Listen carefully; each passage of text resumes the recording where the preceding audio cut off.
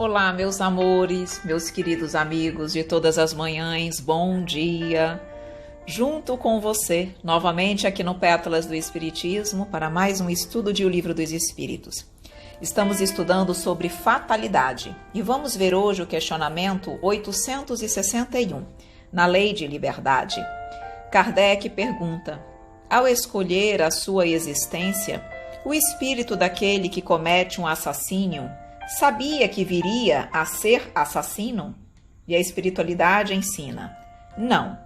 Escolhendo uma vida de lutas, sabe que terá ensejo de matar um de seus semelhantes, mas não sabe se o fará, visto que ao crime precederá quase sempre, da sua parte, a deliberação de praticá-lo. Ora, aquele que delibera sobre uma coisa é sempre livre de fazê-la ou não.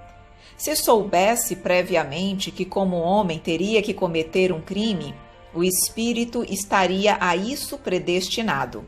Ficai, porém, sabendo que a ninguém há predestinado ao crime e que todo crime, como qualquer outro ato, resulta sempre da vontade e do livre arbítrio. Demais, sempre confundis duas coisas muito distintas: os sucessos materiais e os atos da vida moral. A fatalidade, que por algumas vezes há, só existe com relação àqueles sucessos materiais, cuja causa reside fora de vós e que independem da vossa vontade. Quanto aos da vida moral, esses emanam sempre do próprio homem, que, por conseguinte, tem sempre a liberdade de escolher. No tocante, pois, a esses atos nunca há fatalidade. Duas coisas fundamentais para nós explicarmos nesse questionamento 861. Primeiro, o espírito nunca vai ter um planejamento reencarnatório para o mal. Não há planejamento negativo. Não há planejamento para que alguém mate alguém, para que alguém fira um irmão seu, para que alguém pratique o mal. Todos os planejamentos são feitos para que nós possamos vencer. E a segunda coisa fundamental que nós devemos entender nessa pergunta é que os nossos planejamentos, as coisas, as vivências que nós precisamos enfrentar e que possam ser escolhidas no nosso planejamento reencarnatório, dizem respeito a, como ele coloca aqui, tem relação aos sucessos materiais. Esse sucesso não é que eu vou ter sucesso em alguma coisa, é em relação aos acontecimentos materiais da nossa vida. Como eu vou nascer, onde eu vou nascer, em que meio, quem serão meus pais, meus filhos, meu parceiro, companheiro, companheira, como eu vou desencarnar, doenças kármicas, profissão. Isso é algo que está mais direcionado aos aspectos materiais da nossa vida. Eu não tenho como interferir onde eu vou nascer ou quem serão meus pais. Isso é o que ele chama aqui de sucessos materiais, acontecimentos materiais. Então, está previsto eu nascer, por exemplo, numa situação, em um ambiente favorável ao crime. Agora, o aspecto relacionado à vida moral, a liberdade de escolher entre praticar ou não o mal, isso não é algo material, isso é moral, isso depende das minhas escolhas, daquilo que eu vou fazer diante das situações da vida. A vida me proporciona inúmeras condições e situações.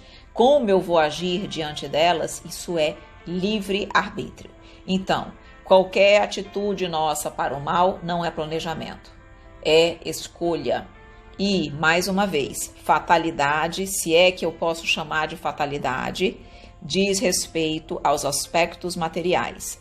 No tocante aos atos morais, isso é sempre decorrente do livre-arbítrio de cada um. Vamos ouvir então o Espírito Miramês conversando conosco exatamente sobre a escolha de cada um. Em escolhendo o espírito a sua nova existência na Terra, certamente que ele não saberia que viria a ser um assassino, pois não escolheria esse tipo de falta, que viria a comprometer sua vida com mais peso sobre seus ombros. Somente Deus é presciente do que virá a acontecer com todos os seus filhos. A deliberação é dos espíritos. Eles têm livre escolha nos seus momentos de decisões, mas Deus sabe sempre antecipadamente o que ele irá escolher. Os espíritos angélicos, fazendo um retrospecto nas suas vidas pregressas, recordam todos os fatos que não são melhores do que os daqueles que estão praticando desatinos envolvidos na carne. Basta dizer que todos somos iguais e que os processos de despertamento espiritual são para todas as criaturas, sem exceção. Compete a todos os seres estudar as leis de Deus, analisar todas elas em todos os sentidos, verificar todas as filosofias e religiões, passando assim a sentir a verdade por todos os ângulos. Deus não é criador somente de um punhado de almas, mas de tudo que existe. Um pai que somente ama determinados filhos, esquecendo-se dos outros, não pode ser chamado de pai, pois esquece o verdadeiro amor. Nós, ao retornarmos à carne, temos a liberdade de escolher certos acontecimentos, buscando limpar nosso karma. Ao nos expressarmos na carne, certamente que esquecemos os acontecimentos, para nos sentirmos mais encorajados na luta, bem como temos o poder de modificarmos alguma coisa, dependendo dos nossos esforços, no sentido de desenvolvermos as qualidades enobrecidas. O assassino ou o suicida o são por deliberação própria, influenciados pelo estado em que se encontram, não por escolha antes de reencarnar, por serem fatos que complicam a sua vida, antes as vidas que haverá de ter.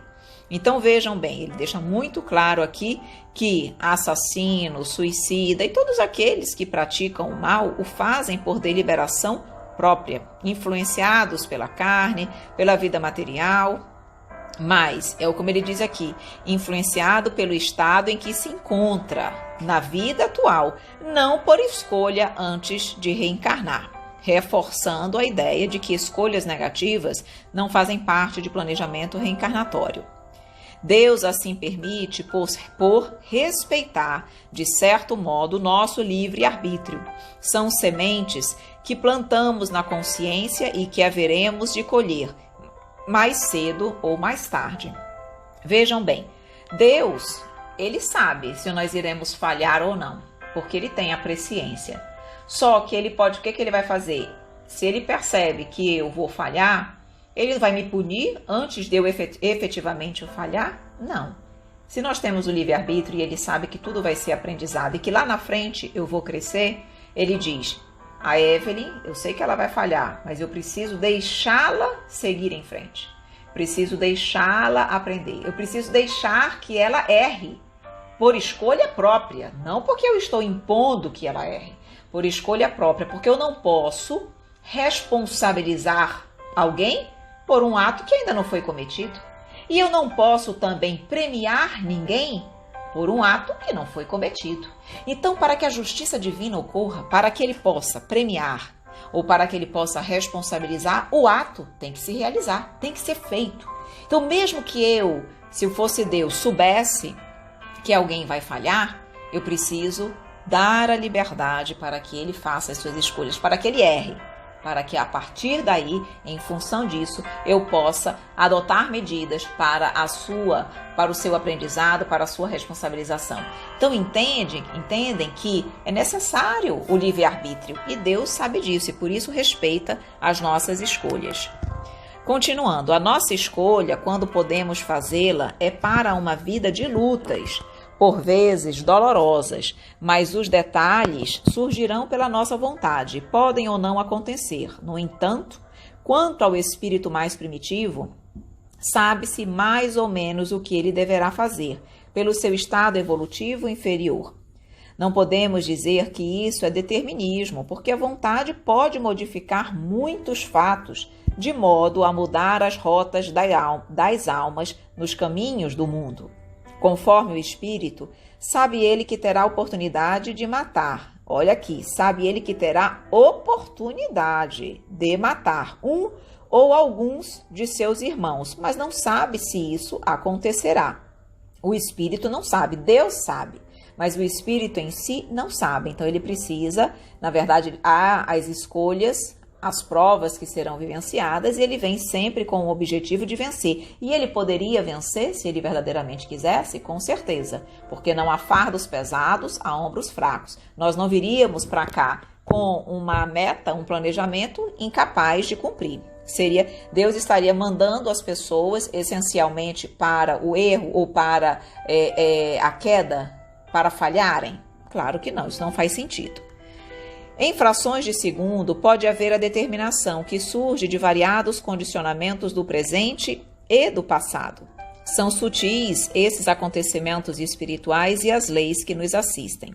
Somente Deus, tornamos a falar, não ignora esses fatos e sabe transformá-los no bem para os caminhos do espírito imortal. É preciso que os homens saibam que os acontecimentos somados, sejam eles quais forem na vida das almas, são qual um grão de areia em se comparando com o universo.